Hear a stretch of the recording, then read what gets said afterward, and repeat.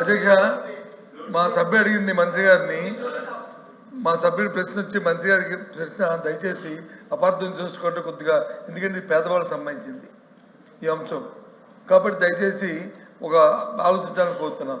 సూటిగా అడుగుతున్న ప్రశ్న ఏంటంటే, వితంతు అంటే అర్థం ఏంటంటే భర్త చనిపోతే ఆ భార్యని వితంతు అనేది మన వితంతు పెన్షన్కి రెఫ్యూషన్. అది ఆ వితంతువులు ఈ ప్రభుత్వం వచ్చిన దగ్గర నుంచి ఏ ఒక్కరికైనా సరే, ఇప్పుడు మొన్న మీరు కొత్తగా జీవో ఇచ్చారు, భర్త ఎవరైతే ఉన్నారో, భర్త ఎవరైతే ఊయింగ్ హ్యావింగ్ ఫంక్షన్ అంటే ఆ భర్తకు వచ్చే పెన్షన్ ఉన్నారో భార్య చనిపోతే ఇస్తున్నామని.